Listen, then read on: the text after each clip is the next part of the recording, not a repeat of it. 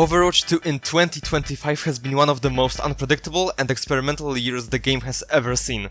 Massive new systems, big risks, returning ideas players thought were gone forever, the biggest mode ever added to Overwatch, and balanced philosophy that shifted in a completely new direction. So, today we are breaking down everything that shaped Overwatch 2 in 2025, from 5v5 and the return of 6v6, to perks, stadium, new heroes, new features, and where the community stands going into 2026. Let's jump into it. To understand Overwatch in 2025, we have to start with the most fundamental part of the game, its format. Because this year, Overwatch finally addressed elephant in the room. Yes, 6v6 Open Queue officially returned. A few months ago, Aaron Keller revealed that around 20% of the entire player base still plays 6v6 Open Queue every day. That number shocked a lot of people. It's actually millions of matches. And why this matters? It proves that 6v6 still has a real audience. Longer fights and more layered teamplay. There's a nostalgic charm to the old format that people still love. Meanwhile, 5v5 continues to offer a faster, cleaner and more individually impactful experience. 2025 didn't replace one of the other. Instead, we now have two legitimate ways to play Overwatch. The classic feel with 6v6 and the modern identity of 5v5. And that duality sets the stage for the biggest gameplay system Overwatch introduced this year. Before we talk about balance, we need to start with the system that shaped almost every match in 2025. Perks. When the feature first arrived, a lot of players were rather skeptical. Would this break the game? Would it add too much complexity? Would it create power creep? But instead of chaos, perks became one of the most successful experiments Overwatch has ever done. So, why perks were a success? They allowed for personalized playstyles, fresh hero feel without reworks, encouraged new creative strategies, and made casual play deeper without overwhelming new players. It gave Overwatch something it desperately needed. In-match progression tied to gameplay, not cosmetics. And then came Season 18, the biggest perk overhaul yet. Dozens of perks were reworked, buffed, redesigned or replaced entirely. By this point, perks weren't just a side system. They became a core pillar of the game. But all this success came with one major side effect. Because while perks were constantly updated, the heroes themselves weren't. 2025 was one of the strangest years for hero balance in Overwatch history, because there was barely any. Traditional patching took a backseat while Blizzard focused almost entirely on tuning perks. As a result, some heroes felt weak unless paired with the right perks, and meta shifts happened mostly through perk changes.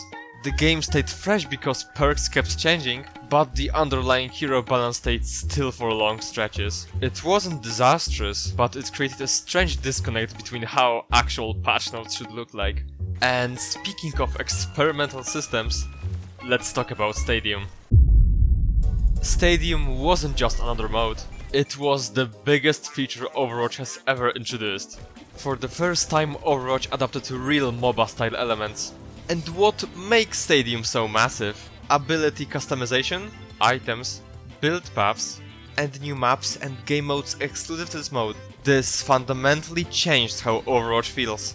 Matches became about strategy, scaling and build choices, and not just raw aim or cooldown tracking. Each season updated Stadium with new heroes, new maps and balance adjustments. It's a living mode that is constantly growing and experimenting. And the mode itself is fun for many players. But as it got bigger, some players felt that the main game was being neglected. But still, Stadium was bold, refreshing and one of the most ambitious things Overwatch has ever attempted. And it wasn't the only major addition this year. Alongside perks and Stadium, 2025 introduced several major quality of life features that players have wanted for years. For example, hero bans. This feature finally arrived. It's something the community had debated for nearly a decade. It adds strategic depth, helps keep oppressive heroes in check, reduces frustration during meta dominance, and most importantly, it makes competitive feel healthier. Map voting also made its debut, giving players control over which maps they want to play. and which ones they want to avoid. It's a simple system, but it made a huge difference. The progression system was also fully overhauled, and this was one of the most universally praised updates of 2025. For the first time in a while, progression actually felt rewarding again. And finally, one of the most surprising returns in 2025, loot boxes. They came back largely unchanged from how players remember them. But this time they can include shop skins, which immediately made them relevant again. And it brought back the excitement of opening rewards, especially knowing you could actually get premium skins again. It didn't replace the shop or the battle pass, but it added another way to earn cosmetics. And that was alone enough to win over a lot of community. 2025 continues Overwatch 2's now standard pace of releasing 3 new heroes per year. We've got Crossbow Bounty DPS Freya. Up next, Wuyang, a support hero with water abilities. And lastly, Vendetta. Yet another DPS, but this time a proper melee hero. Each hero added new mechanics and new matchups, giving the roster more depth without overwhelming the game. They didn't redefine Overwatch on their own, but they helped keep the game feeling fresh throughout the year, especially when combined with systems like perks. But still, for a large part of the player base, 2025 was defined less by new heroes and more by what Blizzard released in the shop. Now let's talk about cosmetics. Blizzard continued pumping out a ton of cool cosmetics this year, and regardless of how people feel about pricing, the design quality was consistently strong, and visually, the art team absolutely delivered. This was also the year Blizzard dramatically increased the number of Mythic releases. For 2 seasons straight, players were getting 2 full Mythic hero skins and 1 Mythic weapon skin per season. This sped up the Mythic pipeline and gave players more high-end cosmetics than ever before. However, not every Mythic fully captured that Mythic feeling that earlier ones had. Some skins lacked the depth, customization options, or distinct forms that made the first Mythics so iconic. They still look great, but the missing customization layers were noticeable. And of course, the old pattern continues. Some heroes clearly get more attention than the others. Kiriko, for example, continues to receive multiple skins almost every season, while others like Ramatra barely get anything new. Cosmetics remain one of Overwatch's strongest points, but also one of the places where favoritism feels most obvious.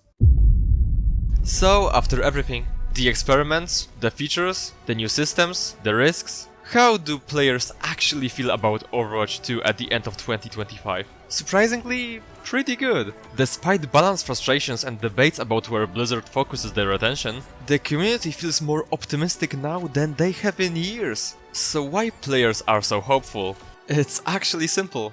More consistent content, stadium and perks refreshing the game, return of 6v6 as a supported format, and new heroes keeping the roster lively. But the biggest reason players are excited is what's coming next. Blizzard has been heavily teasing new story content, something fans have been waiting for since the game launched. Early hints suggest it will be bigger, more narrative driven, and more ambitious than anything we've seen so far. This has given players a real sense of momentum and excitement heading into next year. When you look at Overwatch 2 in 2025 as a whole, it's hard not to feel optimistic. This was a year of bold ideas. And more importantly, a year where Blizzard actually followed through on them. Perks reshaped how heroes are played, Stadium pushed the game into completely new territory, classic systems like 6v6 and loot boxes returned in healthier forms, and the overall direction finally feels intentional. And with Blizzard heavily teasing major story content for the future, players have real reasons to be excited again. If 2025 was about experimentation, then 2026 looks like it could be about payoff. Let me know how you feel about Overwatch 2 in 2025, and what you're most excited for next. Thanks for watching, and I will see you in the next one.